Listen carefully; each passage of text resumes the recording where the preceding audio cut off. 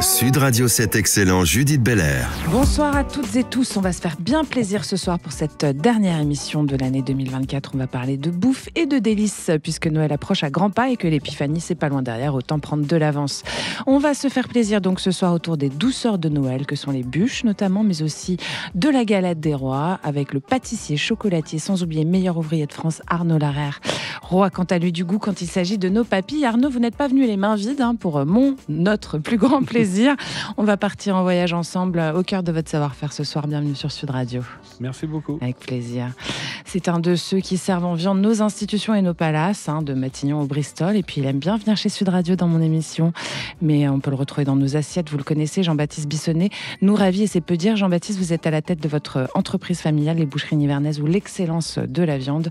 Et je suis certaine que vous aussi, vous allez partager avec nous quelques idées de repas de fête. Ce que je vous avoue, ça me donne déjà un petit peu faim quand même. Allez, bonsoir et bienvenue dans cet excellent Jean-Baptiste Bissonnet. Et bonsoir Judith. Chers auditeurs, bienvenue chez vous.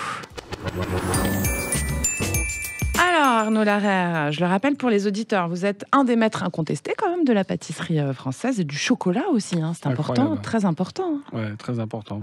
C'est important dans votre parcours le chocolat. Vous avez commencé par le chocolat ou par la pâtisserie ? Par la pâtisserie. Par la pâtisserie. Et le chocolat est venu se coller naturellement en faisant ça pendant les fêtes de Noël. Et puis quand j'ai voulu arrêter après les fêtes de Noël, les gens n'ont pas voulu. Donc on a continué l'aventure et on s'est perfectionné.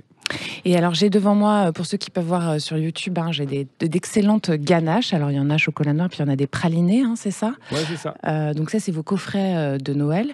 Et ça évolue évidemment chaque année. Qu'est-ce qui vous a inspiré cette année alors ? Cette année, je voulais justement encore personnaliser encore plus mes chocolats parce qu'on a des coffrets assortis, mais là j'ai vraiment voulu, parce que des fois je vois des clients qui veulent que des ganaches, que des pralinés, et j'ai voulu leur faire une sélection un peu de ce que moi j'aimerais goûter quand je goûte que des ganaches ou quand je goûte que des pralinés. Mais voilà, c'est aussi c'est une leçon de gourmandise et aussi de voyage. De voyage entre vos saveurs à vous, quoi. Exactement, voilà, c'est un peu mon univers. Je me dévoile. C'est une signature, on adore se dévoiler dans le chocolat. Alors, j'ai en main aussi votre carte de Noël, et puis on les a aussi dans le studio, ces fameuses bûches de Noël aux noms originaux. Alors, il y a le skieur, il y a la bûche Toulouse-Lautrec, elle donne tout aussi faim, je dois le dire. Racontez-nous un peu les compositions, histoire qu'on s'envole encore plus avec vous. Se mettre dans l'ambiance. Ouais. Ouais, donc j'ai amené un petit panel. Donc il y a la bûche Toulouse-Lautrec avec un biscuit brownies, une crème brûlée chocolat, une mousse chocolat noir. On a aussi la bûche Joséphine avec une crème mousseline à la vanille, une marmelade d'orange et des agrumes. On a aussi le Marrakech avec une dacquoise à la pistache, une ganache pistache avec une marmelade d'orange et une ganache montée à la fleur d'oranger. On a le bubble framboise avec un biscuit pâte à choux, une mousse, une compotée de framboise et une chantilly à la framboise.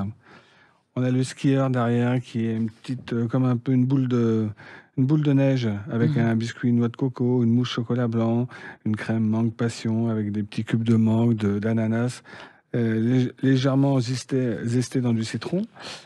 On a aussi le sapin café. Voilà, c'est un classique qui m'est demandé. Donc quand vous redemande en fait. Ouais, exactement. Donc je me suis dit, on va le refaire, mais à ma sauce. Ouais. Voilà. Un peu comme tout ce que vous faites, quoi. Ouais, voilà. Comme on dit, on prend le bon et on le refait.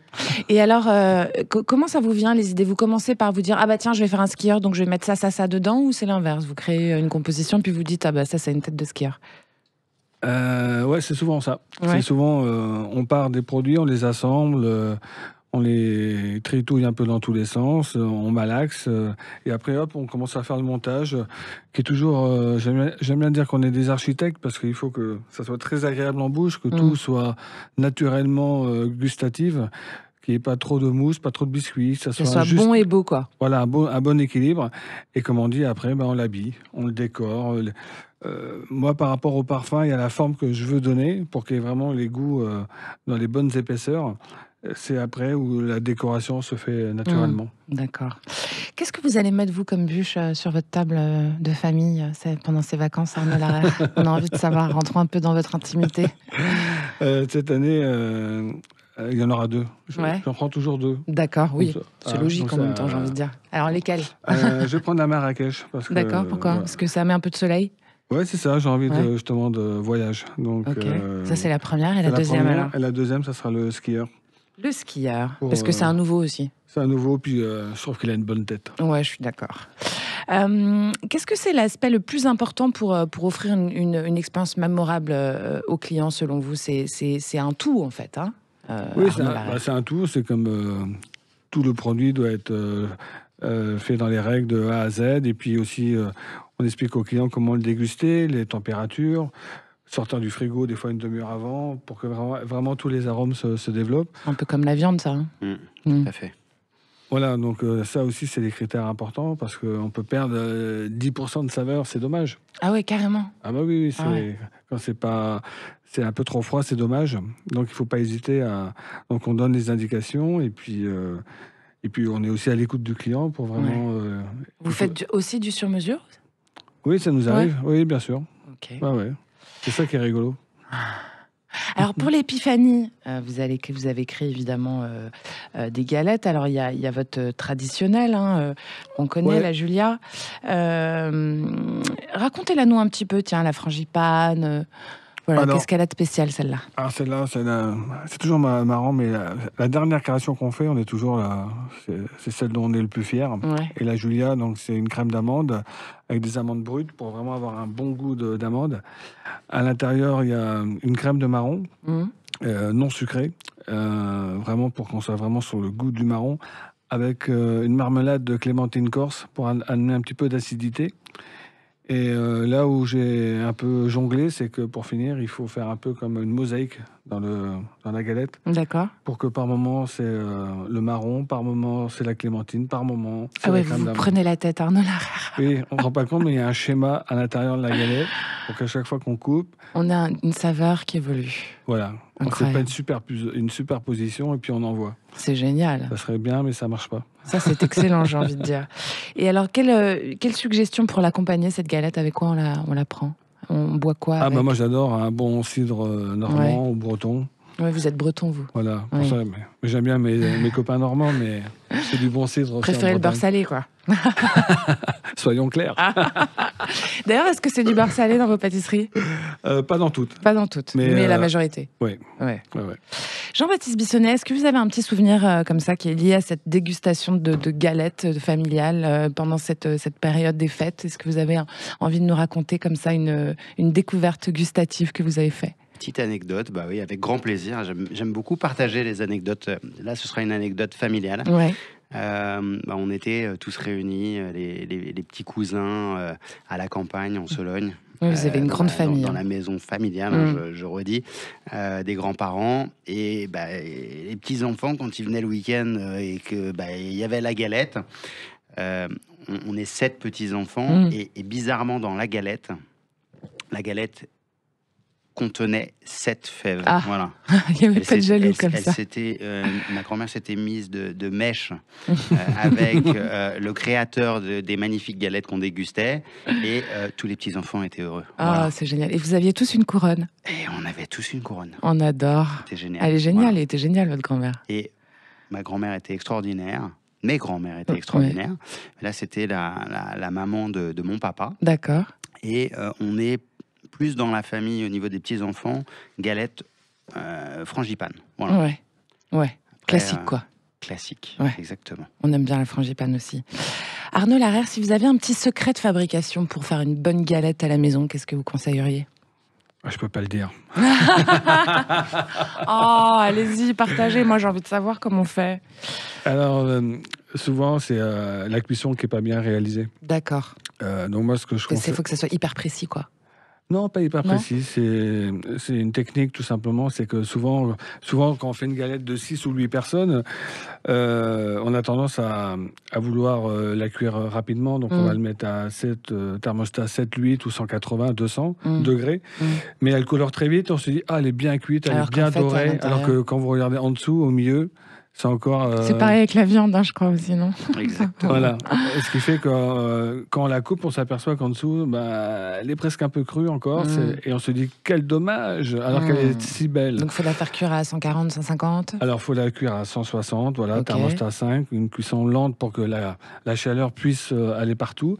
Et deuxième astuce, c'est qu'il ne faut pas cuire sur une plaque, il faut cuire sur une grille avec une feuille de papier cuisson. D'accord. Comme ça, la chaleur va plus rapidement sous la galette. Ok. Et ce qui fait que vous avez la même cuisson, voilà, au-dessus et en dessous de la galette. Ah bah merci, Ça, parce c'est que comme ça, l'astuce. je ne raterai plus un gâteau grâce à vous.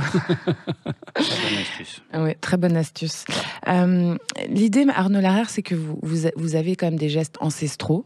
C'est vraiment une tradition, la tradition du pâtissier, du maître chocolatier, que vous alliez à votre contemporanéité, j'ai envie de dire. C'est un peu ce qui fait votre signature aussi, ces nouveaux designs, cette nouvelle manière d'aborder des gourmandises qu'on connaît depuis toujours, en fait. Oui, c'est un travail quotidien. J'ai envie de dire, c'est pas de faire un 100 mètres et de se dire on va faire plein de créations. Moi, c'est plutôt un travail de marathonien. C'est toujours en petite foulée, avec une cadence Comme la galette. avec une cadence régulière, mais toujours rester en éveil.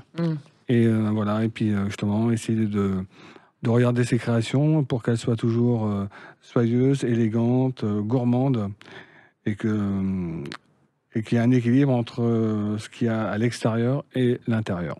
C'est important. Bah, ça donne bien envie en tout cas. On va aller goûter, chers auditeurs. On vous dira juste après la coupure à quoi ça ressemble tout ça.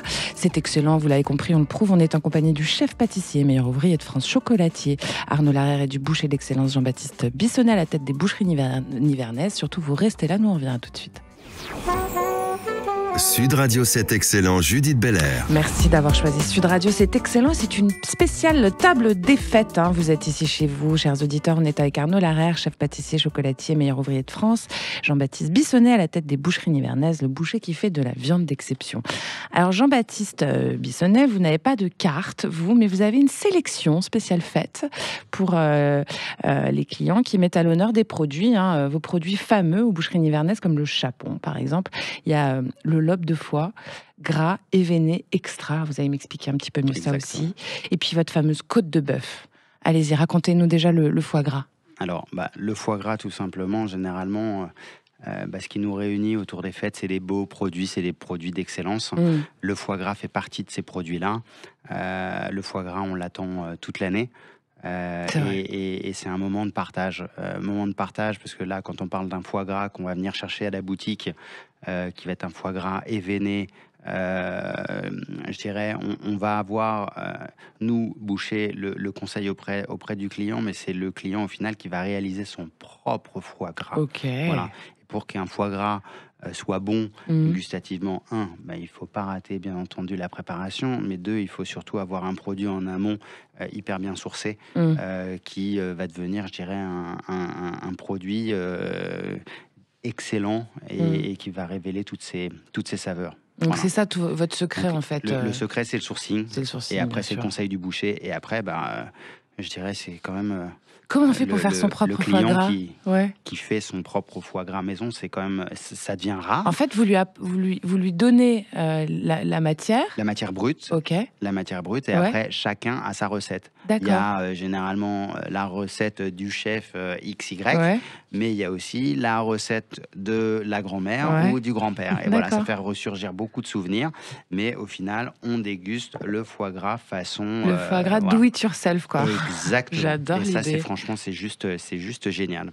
Alors, vous avez aussi des classiques comme le chapon, la dinde, qu'on adore. Là, vous m'expliquez un petit peu hors antenne que c'est comme ce qu'expliquait Arnaud Larère, c'est-à-dire qu'en fait, la viande, il faut pas qu'elle soit froide au moment où elle va être cuite, et que derrière, il y a un petit temps aussi d'attente une fois qu'elle a été cuite pour qu'elle soit au top de ses possibilités gustatives, quoi. Tout à fait. Il faut que la viande, la volaille ait le temps quand même de, je dirais, se mettre en température ambiante de la pièce dans laquelle on fait la cuisine.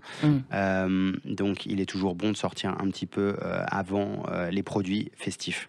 Ce qui se passe après, c'est quand il y a la phase de cuisson, N'oubliez pas, une volaille, franchement, il faut démarrer à four froid. Il faut vraiment avoir une cuisson vraiment Il faut démarrer à four froid ? Lente, oui. D'accord. L'idéal, c'est de démarrer à four froid. Ok. Après, ce qui se passe, c'est que le gras de ces volailles va tout simplement, avec le temps, pénétrer les chairs et va venir nourrir cette viande. Voilà. J'ai pas du tout faim là tout de suite. C'est pour ça qu'après, on dit que la chair, la viande a du goût. Voilà. C'est grâce à cette cuisson lente. Bien sûr. D'accord. Et donc, on n'agresse pas les chairs. Ouais. Et deux, on va amener de la rondeur, de la souplesse, et on va surtout venir arroser régulièrement. Combien de fois tous les quarts d'heure? Oui, même toutes les 10 minutes, il n'y a pas de problème. Okay. Mais après, généralement, quand on est dans sa cuisine, on veut toujours regarder que la cuisson soit parfaite. Donc, on ouvre le four en permanence, et on prend la cuillère, et on vient nourrir ces magnifiques volailles. Mais après, ça peut être une magnifique volaille, ça peut être aussi une viande. Magnifique volaille comme la dinde que vous proposez avec de la farce aussi, farce faite maison. Tout à fait, farce faite maison par nos bouchers. Et donc voilà, après, il y a farce d'excellence, je peux témoigner, je l'ai goûté.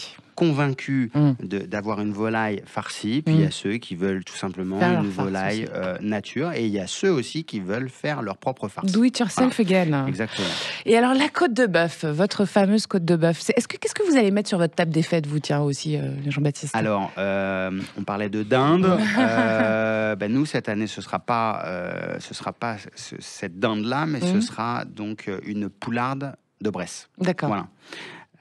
Donc on se fait... Pourquoi ce choix ? Pourquoi ce choix ? Parce que j'ai la chance d'avoir le plaisir de recevoir mes beaux-parents qui sont étrangers, qui sont bulgares. D'accord. Et j'ai envie de leur montrer l'excellence à la française. Et la volaille de Bresse, c'est le fameux Made in France qu'on exporte partout à l'étranger, qu'ils n'ont jamais encore dégusté. Et voilà. Et alors avec quoi vous l'accompagnez ? Allez-y. L'année dernière, c'était plutôt une volaille de petits producteurs de notre ami Arnaud Tauzin. Ouais.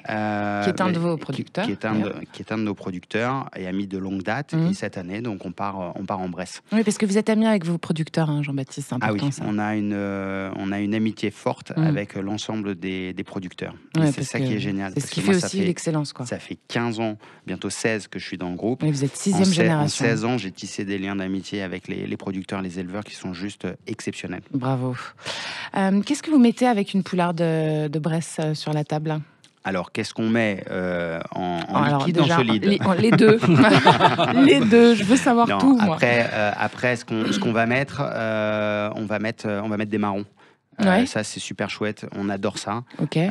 Donc, on va agrémenter ça de marron. Voilà. D'accord. Et en alcool, du vin rouge? Alors, en alcool, on va partir sur un petit... avec modération, évidemment. Oui, avec modération, sur un petit Bourgogne. Je ne citerai pas de nom. D'accord. Mais voilà, on partira sur un Bourgogne. On aime bien le Bourgogne. Voilà.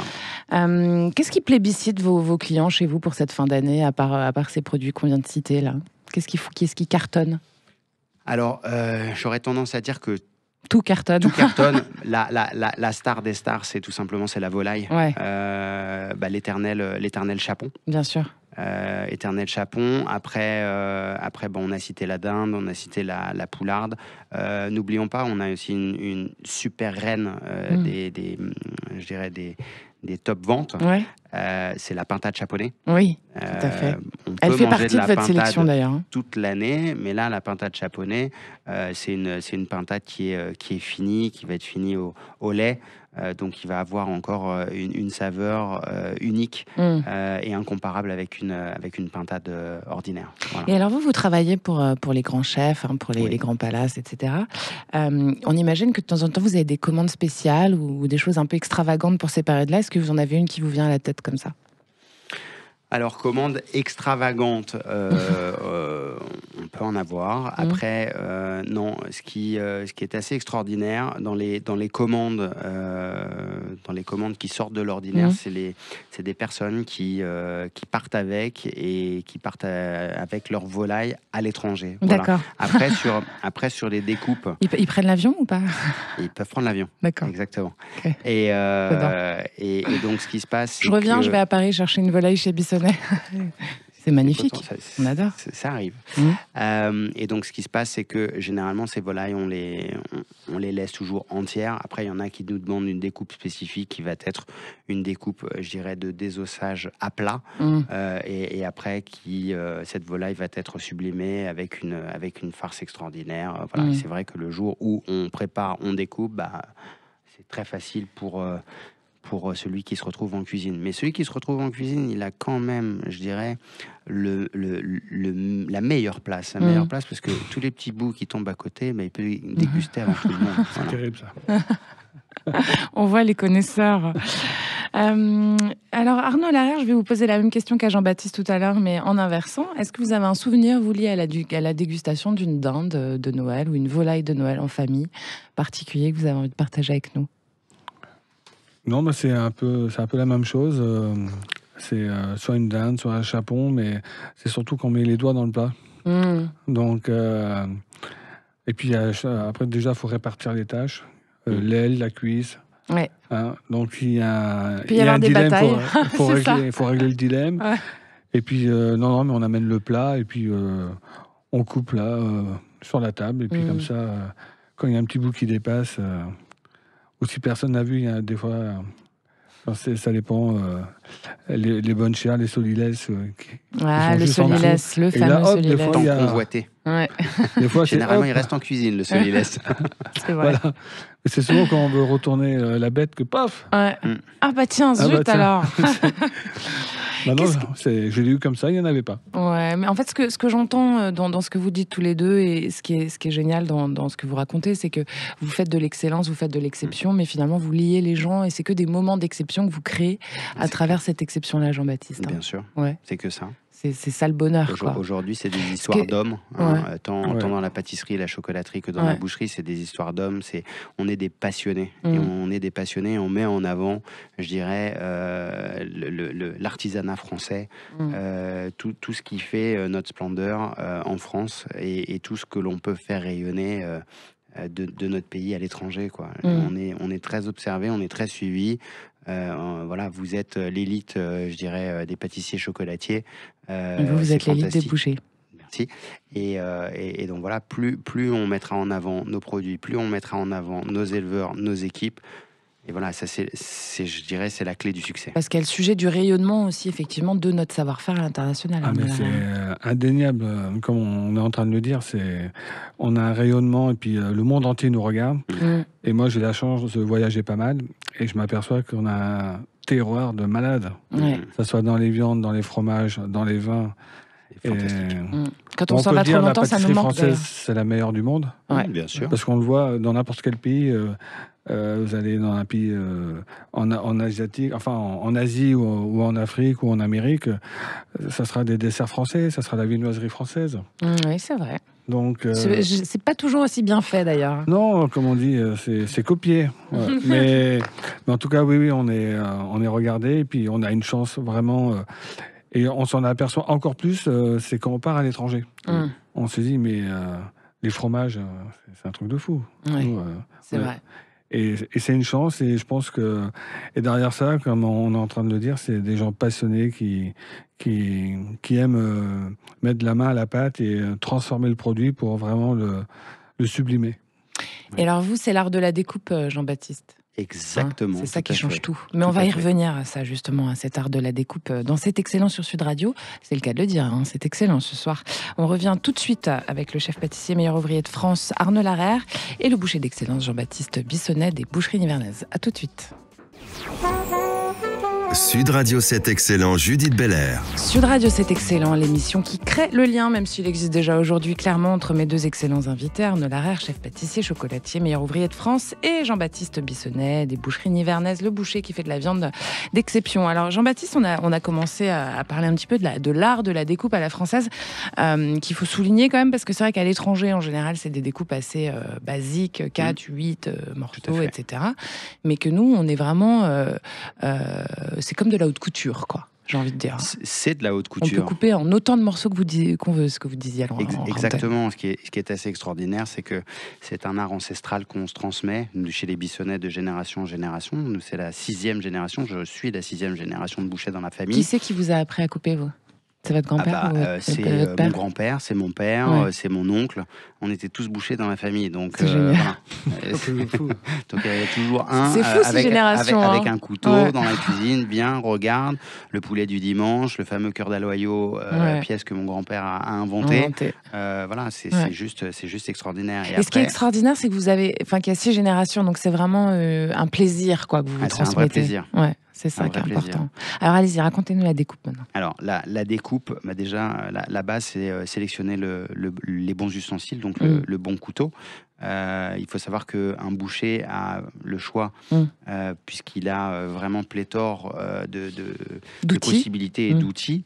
Déjà, dans un premier temps, on va utiliser un désosseur pour préparer, je dirais, le quartier. Allez, on parle d'un quartier de bœuf, par exemple.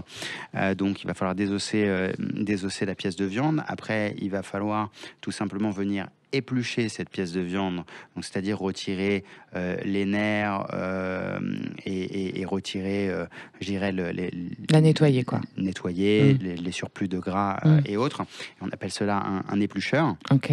Et après, on va utiliser un autre couteau qu'on appelle un trancheur, pour bien entendu trancher. Voilà, ce trancheur qu'on retrouvera après chez nous, quand on va trancher notre bon petit roast beef et se faire plaisir. Voilà. Ouais. Et alors, c'est quoi le meilleur morceau pour vous dans un bœuf ? Alors, pour moi, le meilleur morceau, c'est simple. Je le porte sur moi, je le porte sur mon cœur. C'est la côte de bœuf. Merci. Voilà, pourquoi ? Parce que tout simplement, la côte de bœuf, c'est goûteux. C'est une cuisson avec os. La cuisson avec os, ça change tout. Ça change au niveau du goût, l'os ? Ça change au niveau du goût, ouais. C'est comme ce que vous disiez par rapport au gras de la volaille tout à l'heure. Oui, tout à fait. Ça vient nourrir la viande. Après, ce que j'adore, c'est que c'est donc une pièce à partager. Une pièce à partager. La meilleure viande, c'est celle qu'on partage, c'est ce que disait votre grand-mère, hein, c'est ça qui disait ça. Tout à fait, voilà. C'est ce qu'on a. C'est ce que vous avez comme phrase d'introduction sur votre phrase, site. exactement. Quelle sur mémoire, le site et sur notre vitrine, ouais, exactement. Et donc c'est ça en fait, l'idée c'est que cette côte de bœuf, elle cuit avec son os, donc elle a un meilleur goût, mais que c'est aussi votre morceau parce que derrière vous le mangez ensemble, quoi. Exactement. Bah, ouais, et ça on l'a tout. fait maturer dans notre coffre-fort de maturation. Ça, c'est juste incroyable. Et combien de temps le mature histoire, avec le son des Rolling Stones. Pourquoi ? Parce qu'on est des fans, des Stones dans la famille. Et ça fait du bien à la viande. Puis, pendant le Covid, je me suis retrouvé tout seul avec une petite équipe restreinte de bouchers. J'ai dit mais c'est quand même un peu triste. On devrait mettre un peu de musique et puis ces viandes quand même pourraient profiter lors de leur phase de maturation d'écouter un peu les Stones. Mais c'est surtout nous, les bouchers. Et ça marche, ça change le goût ou pas ? On pourra trier notre viande. En écoutant les Stones, quoi. C'est quand même grandiose, quoi. Voilà. Après, est-ce que ça marche sur la viande comme ça marche sur les plantes, par exemple, la musique ? Alors, je sais pas, mais avec les Rolling Stones, tout est meilleur. Ouais, c'est ça, je suis d'accord. Vous êtes d'accord, Arnaud Larrière ? Vous aimez bien les Rolling Stones aussi ? Ouais, j'adore. Alors, vous, en 2007, Arnaud Larrière, vous avez obtenu le prestigieux titre du meilleur ouvrier de France pâtissier. C'est une consécration. Qu'est-ce que ça vous avait fait ? Qu'est-ce que ça vous avait fait comme effet ? Qu'est-ce que ça a changé dans votre manière d'aborder votre métier ? Pour moi, c'était... d'ailleurs, je parle presque pour la profession. Ceux qui vont souvent jusqu'au titre, c'est des gens où c'est toute leur vie. C'est un rêve. Parce que, comme je dis, c'est pas monter... j'aime bien me comparer aux alpinistes. C'est pas... on s'entraîne pour monter le Mont Blanc, mais on va pas comme ça la fleur au fusil pour monter l'Everest. Ça peut être dangereux, ouais. Donc, c'est une préparation. C'est aussi un circuit professionnel qu'on fait. C'est qu'on va déjà dans les meilleures maisons pour apprendre les meilleures méthodes, voir les meilleurs produits, voir tout ce qui se fait dans le métier pour vraiment emmagasiner le maximum de choses. Et après, quand on a vu dans différents domaines, que ce soit les petits fours, la viennoiserie, les tartes, les entremets, les cakes, les desserts sur assiette, quand on a fait un peu le tour, on s'est dit, tiens, pourquoi pas aller au concours pour se frotter avec les meilleurs, pour voir un peu... Alors, qu'est-ce que vous avez présenté comme création ? Alors nous, le thème, c'était le mariage. Donc, il y avait tout un buffet à faire autour du mariage. Avec une pièce montée aussi ? Avec une pièce montée. Donc, j'avais fait un couple de mariés en sucre. Et après, tout autour, il y avait des plateaux de petits fours. J'avais fait aussi 2 sortes de viennoiseries feuilletées pour le petit déjeuner, avec un petit chocolat chaud. Après, j'avais fait un wedding cake aussi. Il y avait l'entremets des mariés, donc Ok. un wedding cake sur 6 étages. Ah, vas-y donc. Après, il y avait aussi des bonbons au chocolat sur une pièce en chocolat. D'accord. Voilà, il y avait 3 sortes de bonbons au chocolat et une sucette caramel. Et ensuite, il y avait aussi les desserts sur assiette, un chaud-froid entremêlé. Donc, dans le dessert, il y avait de la glace et aussi un biscuit et une mousse tiède. Waouh. Voilà. Ok. Et 2 desserts en un pour vraiment faire l'alliance. C'était les anneaux que j'avais reproduits des mariés. D'accord. Donc, il y avait ça. Et puis, Impressionnant quand et puis même. ça dure à peu près sur 2 jours et demi. Ouais. Donc vous avez le temps de passer par du chaud, du froid, des sueurs froides, du stress, de l'excitation. Et alors, quand vous gagnez tout d'un coup, qu'est-ce que... Waouh. C'est un peu comme si... Alors c'est marrant, mais C'est comme si vous gagnez une médaille d'or, quoi, j'aime bien pendant dire les que JO. souvent on a cette question. Déjà, il faut savoir que le meilleur ouvrier de France, c'est tous les 4 ans. C'est un concours qui réunit à peu près 200 corps de métier. Et c'est un diplôme d'État. Parce que moi, des fois, on me demande si je le repasse. Et je dis non, c'est comme avoir C'est son comme bac. une médaille, quoi. Ouais, c'est ça. Voilà, parce que donc c'est un diplôme d'État. Et c'est vrai que une fois qu'on a ce diplôme, bah après, pour moi, c'était pas une finalité, c'était plutôt une validation de tout mon parcours, comme quoi j'avais fait les bons choix. Et après, ça devient, on est pris par aussi beaucoup de responsabilités parce qu'on nous demande d'aller partout dans le monde. Et ce qui fait que moi, au contraire, ça m'a plutôt encore boosté à monter mon niveau et à me performer. Mais Ouais, voilà, parce que mais maintenant il faut vous aimer êtes... ça. Et c'est derrière que vous avez ouvert, parce que vous êtes à Tokyo, je crois Athènes. Oui. C'est ça aussi. Oui. Il y a quoi d'autre comme ville? Et Paris. Et Paris. Ouais. Vous avez 3 adresses à Paris. Oui, 4. 4 maintenant. Ouais. Ah oui, plus votre laboratoire. Oui, puis on a ouvert à Asnières-sur-Seine. D'accord, côté. bravo. Ouais. Et donc on imagine que c'est une impulsion géniale en fait d'avoir ce prix pour Ah bah oui, mais de toute se manière, développer. Ça moi, donne confiance aussi. quand je suis arrivé à Paris, j'avais 19 ans et j'ai rencontré, c'est toujours pareil, il faut Ouais. rencontrer les bonnes personnes. Alors J'ai vous avez rencontré aussi, des gens qui étaient meilleurs ouvriers de France. Donc Ouais. après, vous avez bossé avec Pierre Armé aussi. Donc, j'ai travaillé avec ouais. Pierre aussi pendant 5 ans chez Fauchon. Ouais, vous avez Et été j'ai fait tous à la bonne les école, quoi. postes chez Fauchon. Je me suis dit, c'est pas la peine de faire 36 maisons. Il suffit de faire tous les postes chez Fauchon et puis comme Ouais. ça, je verrai tout. C'est vrai. Et voilà. Et après, c'est une fois qu'on est piqué, la mayonnaise, elle prend. Et puis vous montez le niveau parce que vous faites partie de brigades, comme on dit. Et les brigades, il n'y a rien de tel pour vous booster. Et moi, j'aime les challenges. Donc, j'ai été bien formé pour pouvoir aller jusqu'au titre. Mais j'avais décidé à l'âge de 20 ans que je passerais le concours. D'accord. Ouais, Moi, je me suis installé à 25 ans. Ouais. Donc là, pendant un moment, je me suis dit, bon, on va mettre ça de côté parce que quand on s'installe, on ne se rend pas compte à quel point c'est dur. Ouais. Parce qu'on L'entrepreneuriat, quoi. Oui, on fait 12-14 heures par jour, mais c'est pas pendant un mois, c'est pendant 1 an, 2 ans, 3 ans. Mais après, voilà, les choses se mettent au fur et à mesure en place. D'un seul coup, après, il y a la lumière qui revient, qui s'allume, et je dis, mais non, je peux peut-être y aller. Et j'y suis allé. Jean-Baptiste Bissonnel, on entend parler de tous ces échelons qu'a gravi Arnaud. Finalement, c'est la même chose aussi dans la boucherie. Vous avez des apprentis, on apprend au tout départ les gestes, et puis ensuite on gravit les échelons aussi, etc. C'est même très important, la transmission, c'est le cœur de votre métier aussi, j'ai envie de dire. C'est la base du métier. C'est la base du métier, la transmission. On peut le voir dans ma famille. C'est ce qu'on a fait déjà depuis 6 générations. J'espère qu'on va continuer. Incroyable, de le faire. 6 générations. Vous avez un fils? J'ai un fils, oui, vous tout à fait. voudriez qu'il continue aussi? Enfin, c'est juste me, logique, en fait. Ça me ferait très plaisir, mais on a toujours eu le choix de faire ce qu'on voulait faire chez les Bissonnets. Ah, c'est peut-être pour ça que ça a marché, alors. Il n'y a pas eu d'obligation, jamais. Voilà, on décide d'être boucher, on décide d'être bouchère. Voilà. Ça, c'est le cœur qui parle, c'est la passion qui parle. Et voilà, après, c'est comme tout, on parle de transmission, on parle des apprentis. Moi, le métier, je l'ai appris au pied du bio. Voilà, au pied du bio, ma formation, ça a été une formation aux boucheries nivernaises, à Saint-Honoré exactement, avec des personnes extraordinaires qui m'ont coaché, qui m'ont tout appris. Voilà. D'accord. Et ça aurait été impossible finalement de prendre la direction si vous connaissiez pas tous les gestes et tout. Enfin, si vous connaissiez pas votre métier sur le bout des doigts, quoi, parce que sinon vous n'êtes pas crédible en fait. Ah, aujourd'hui, voilà, c'est ce que j'allais dire. La crédibilité passe avant tout.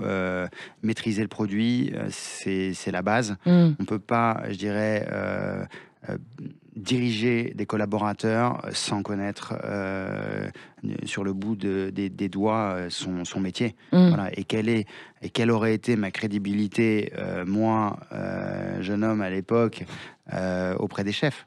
Voilà, parce que parce que vous travaillez avec pratiquement tous les grands chefs, les palaces. Tout à fait. On peut dire Matignon quand même. On peut dire citer, Matignon. tout à fait. On peut dire que de temps en temps pour l'Élysée aussi ou pas? On peut dire ça, on a le droit de le dire. Après, le secret professionnel m'interdit de dire toute autre chose. Voilà. Mais voilà, depuis 1967, depuis Général de Gaulle, on sert la présidence de la République et on est fiers. Voilà. Et faire rayonner ses savoir-faire, tant auprès de nos institutions qu'à l'étranger, du coup, c'est une grande fierté aussi, quoi. Bien sûr. Ça, clairement, quoi. Bien sûr. Et c'est ce qui fait votre valeur d'exception, c'est-à-dire que votre sourcing, votre rapport avec vos producteurs, votre rapport aux clients aussi, puis la manière dont vous découpez, tout ça, c'est un tout qui fait que ça fonctionne, en fait. Exactement. Voilà. Vous avez encore un petit secret à nous dire sur pourquoi ça marche ? À votre avis? Non, j'aurais pas de... Il y a un ingrédient particulier? Non, franchement, j'aurais pas de recette particulière. Après, je dirais c'est juste le cœur qui parle. C'est le cœur qui c'est parle. La passion qui emmène. Et la côte de bœuf du côté gauche. Allez, on vous revient tout de suite, chers auditeurs de Sud Radio, avec Arnaud Larrière, chef pâtissier chocolatier, meilleur ouvrier de France, et Jean-Baptiste Bissonnat à la tête des boucheries nivernaises. Le boucher d'excellence. Vous restez avec nous pour la fin de l'émission. À tout de suite. Sud Radio 7 Excellent, Judith Belair. On est toujours dans cette excellence sur Sud Radio. Bienvenue si vous nous rejoignez. C'est presque la fin, mais pas encore. On se fait plaisir avec Arnaud Larrière, chef pâtissier chocolatier, meilleur ouvrier de France, et Jean-Baptiste Bissonnat à la tête des boucheries nivernaises, un véritable maître dans l'art de la viande d'exception. Alors tous les deux, une question pour tous les deux. S'il y avait une chose qui vous passionne le plus dans vos métiers respectifs, qu'est-ce que ça serait, Jean-Baptiste Bissonnat? Ce qui me passionne le plus dans mon métier, c'est de procurer du bonheur. Ouais. Voilà. C'est une bonne passion, ça. Toute échelle, je dirais, que ce soit du bonheur dans les équipes, du bonheur dans les clients, du bonheur dans la famille. Voilà, c'est le bonheur. Ouais, et c'est que ça, en fait, finalement, votre vie, quoi. C'est du plaisir. On est... Quelle chance, j'ai envie de dire. On est je dirais, non pas des vendeurs de rêves, mais on est des vendeurs de réalité, plaisir. Plaisir. Voilà, parce que c'est la réalité, on rêve pas, vous, c'est de la matière, quoi. C'est de la matière, ouais. Après, on peut dire on fait rêver vos papilles, par contre. Ah, ça, c'est vrai. Je suis d'accord. je peux témoigner à l'instant précis. Et vous, Arnaud, alors, qu'est-ce que ça serait qui vous passionne le plus dans votre métier? Moi, tout me passionne, franchement. C'est de A à Z, il n'y a pas un truc qui vous ennuie? Si. Alors, allez-y, la compta. Faut dire la vérité ou... Ouais, bah oui, parlons vrai, on est sur Sud Radio. Le truc qui, je peux le dire, qui m'emmerdait quand j'étais apprenti, c'était casser les œufs. Ah, pourquoi? Parce que il y a toujours une petite coquille. Oui, puis des fois, on passait 2 heures à casser les œufs, on recevait les caisses d'œufs. C'était le travail de l'apprenti. Et là, franchement, je trouvais ça inintéressant au possible. En même temps, vous savez en casser à la perfection maintenant, j'imagine. Parce que 2 heures de cassage d'œufs, c'était quoi? C'était tous les jours? 1 jour sur 2. Ah là là. Ouais. Pendant combien de temps? Pendant 1 heure ou 2. C'était non, mais pendant 2 mois, 6 mois, 2 ans, voilà. 2 ans. Ouais, donc ça, voilà, c'est... 2 ans, 1 jour sur 2 de cassage sur 2. Mais non, mais en tout cas, c'est ce qui est important comme... mais c'est un bon souvenir parce que vous le racontez en souriant aussi, quand même. Finalement. Ah bah oui, non, mais bien sûr. Non, mais c'est surtout... moi, ce qui m'a fait kiffer dans le métier, c'est des gens qui m'ont transmis leur passion. Ouais. Là, franchement... c'est un turbo, quoi. Et donc, quand ils voyaient que moi, je courais comme un lapin, ils m'en remettaient des couches. Et franchement, c'est... Plus vous voyez motivé, plus vous en mettez sur le dos, quoi. Oui, et puis parce que moi, j'adore aussi tout ce qui est technique, pour que ça soit, au final, simple. Mais quand on comprend comment ça a été fait, comment ça a été acheminé, comment il a pu faire comme ci, comme ça, comment ça tient à la cuisson, comment le dessert peut se tenir et que tout se coupe et que ça soit à la perfection, ça c'est le kiff, ça c'est une drogue. On a besoin de ça. Et après, c'est aussi de partager tout simplement avec nos clients dans les boutiques, parce qu'ils sont toujours contents de voir les chefs. Sûr. Voilà. Alors vous, Jean-Baptiste Bissonnat, on l'a compris, vous êtes 6e génération. Les boucheries nivernaises, c'est une institution que vous avez quand même développée, parce qu'il y a plusieurs nouveaux points de vente. Tout à fait. Voilà, il y a pas mal de choses qui se passent. Qu'est-ce que c'est vos projets à venir, là, tout de suite, dans l'instant, pour l'année qui vient? Alors, les projets à venir, je dirais, principal, c'est de nouer encore plus de contact avec les éleveurs. D'accord. Pour diversifier encore plus pour votre diversifier vos encore produits. plus, parce que ce qui je disais, il faut faire rêver nos papilles. On a un terroir, on a un territoire extraordinaire. Qui regorge de ressources. Il y a encore plein de produits que je ne connais pas. Il y a même Philippe David tout à l'heure, notre cher Philippe David, qui vous en a parlé. Qu'est-ce qu'il vous a dit d'ailleurs? C'était quoi le produit que vous connaissiez pas? Alors, on a parlé de plusieurs produits. Oui, parce que lui, c'est un grand connaisseur. On lui fait un bisou d'ailleurs. On a parlé de plusieurs produits. et donc, après, ce qui se passe, c'est que on faisait part d'anecdotes tout à l'heure. Et c'est vrai que y a des produits, il nous parlait du produit de son enfance, de l'abattoir, qui était juste à côté de chez lui. Un agneau extraordinaire que je ne connais pas, que je partirai découvrir. Que vous allez du coup aller voir prochainement. Voilà. Et donc voilà quoi. Après, donc 2025, c'est vraiment, ce sera une année qu'on placera, je dirais, sur la focus sur la recherche d'éleveurs et de nouveaux et beaux produits. Voilà. Le moteur, c'est ça. Après, le moteur, c'est toujours le développement des projets. Parce qu'une entreprise doit se développer. On parlait du développement de notre ami Arnaud. Donc voilà, donc peut-être tu as encore une nouvelle adresse bientôt. Peut-être, on ne sait jamais. Voilà. Après, ce que je peux dire, c'est que je fais un petit clin d'œil quand même, parce que je suis très content. Le groupe s'est végétalisé. On a eu la chance de s'associer avec une personne que je salue ici, qui s'appelle Marie-Claire Poirier, qui avait créé une société, qui a créé une société il y a 16 ans, extraordinaire, qui s'appelle Beaugrain. On s'est associés ensemble, et donc c'est une entreprise qui à la base faisait du négoce de viande, qui s'est après orientée vers un axe de négoce de produits en multifrais. Et donc c'est un projet passionnant, parce qu'avec une bonne viande, on va pouvoir maintenant chez nous, chez les Bissonnais, chez nos amis restaurateurs, pouvoir déguster aussi de magnifiques fruits, légumes et produits, je dirais, de crèmerie de notre nouvelle société Beaugrain. Voilà. Et ça, c'est super chouette. Bravo, ça se lance là. Alors, on s'est associé il y a exactement 1 an, quasiment jour pour jour. Donc, on est en plein développement, en pleine expansion. Donc ça, c'est génial. Vous surveillez de près, et toutes les semaines, j'ai un petit panier de fruits et de légumes qui arrive chez moi. Et c'est le bonheur de découvrir ça avec mon épouse. On imagine qu'ils sont hyper sourcés aussi, quoi. Ah, c'est méga sourcé. C'est à plus de 70% des appros en direct des producteurs. Bravo. Voilà. Comment vous faites pour sourcer, vous aussi, Arnaud Larère? Parce qu'il en faut du beau produit et du bon produit pour faire ces magnifiques créations. C'est vrai que nous, on a plusieurs fournisseurs.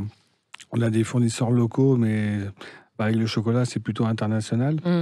Donc, nous, ce qui est compliqué cette année, pour entrer dans le dur, c'est que le cacao a subi une hausse terrible. Donc c'est vrai que... On en a entendu parler, que ce soit le chocolat, le beurre de cacao, les prix ont pratiquement été multipliés par 4. Donc on essaye de faire au mieux, de pas... On va dire on fait 50-50, c'est qu'on réduit notre marge, mais on est obligé d'impacter quand même et de faire subir aux clients, il n'y a pas d'autre mot, parce que c'est comme triste, mais on est obligé d'impacter les prix. Mais apparemment, l'année prochaine, ça devrait comme redescendre, mais on n'a jamais connu ça dans le métier, quoi. C'est une première Donc ça, c'est un peu compliqué. Après, on imagine que par contre, sur le beurre, on va en Bretagne, et puis quoi d'autre alors, du coup? Oui, autrement, sur des produits français, c'est déjà plus simple. Mais oui, on sélectionne tout ce qui est le lait, la crème, le beurre. On a différents fournisseurs, parce que des fois aussi, ils peuvent pas non plus toujours nous servir, parce que des fois, ça bloque au niveau quantité. Parce que vous en demandez beaucoup, quoi. Voilà. Donc des fois, il faut en avoir plusieurs. Donc ça, et puis après, pareil sur les fruits secs aussi. Maintenant, beaucoup de fruits secs se développent en France. Avant, on prenait souvent les noisettes en Italie, les noisettes de Piémont. Mais il commence à y avoir aussi des bonnes noisettes, des bonnes amandes en France. Donc, oui, c'est grâce à je crois qu'il y a un de nos anciens politiques qui s'est lancé dans la production d'amandes. On lui passe le bonjour, c'est Arnaud de Montebourg. Voilà. C'est le Made in France à tout prix. On aime ça d'ailleurs. Et puis on fait aussi travailler nos producteurs. Moi, je fais venir mes fraises de Plougastel quand c'est la période des fraises. Et sinon, c'est Rungis en général ou c'est Rungis, exactement. Ouais, c'est ça. Donc, ok. Alors, est-ce que vous auriez un conseil l'un et l'autre pour des jeunes qui auraient envie de suivre votre métier, Jean-Baptiste Bissonnet? Alors, c'est un métier extraordinaire, en tout cas le métier de la boucherie. Je vais juste parler de mon métier. Pour quelqu'un qui est hyper motivé, qui a pas froid aux yeux, qui a peur de rien, qui sait se lever le matin très tôt, et qui n'a pas peur d'avoir froid, qui n'a pas peur d'avoir froid. C'est un métier passionnant, c'est un métier dans lequel on peut évoluer extrêmement rapidement. Et voilà, je le conseille à tout le monde. C'est un métier de passion.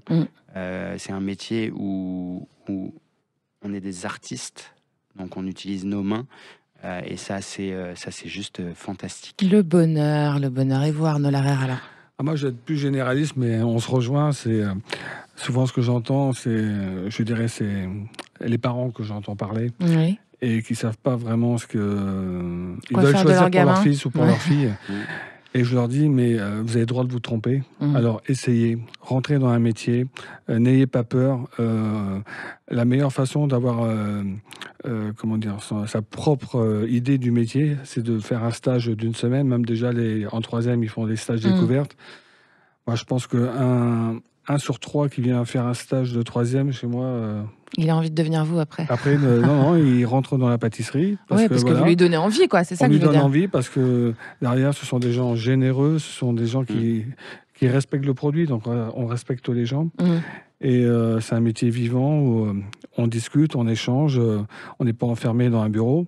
Et ce qui fait que c'est un métier, il n'y a pas une journée, on fait la même chose. C'est un métier très intéressant. Tous les métiers de bouche, on ne fait jamais les mêmes choses tous les jours. Et c'est des métiers où on évolue énormément. Et intellectuellement aussi, on apprend énormément de choses. Donc n'hésitez pas à rentrer dans le métier et à le découvrir par vous-même. Eh ben, merci beaucoup, messieurs. C'était excellent. Et c'est le cas de le dire pour cette émission de juste fin d'année. On s'est bien fait plaisir. Merci d'être venu par ici. Jean-Baptiste Bissonnet, merci. Arnaud Larère, pareil. Chers amis, si vous voulez découvrir les créations d'Arnaud Larère, c'est arnaudlarère.com, larher.com. Il y a une boutique, par exemple, dans le 6e à Paris, qui est au 93 rue de Seine. Puis les boucheries nivernaises, c'est boucheriesnivernaises.com. Et puis on n'oublie pas évidemment l'adresse historique du 99 rue du Faubourg Saint-Honoré. Je vous conseille le chapon, je vous conseille le chapon de Jean-Baptiste Bissonnet et puis les bûches, par exemple le skieur de Arnaud Larère. Si vous avez envie de vous faire plaisir pour ces fêtes sur votre table, c'est aussi possible de passer commande sur les sites internet. En attendant, moi je vous embrasse et je vous souhaite d'excellentes fêtes. On se retrouve à la rentrée. Bisous bisous.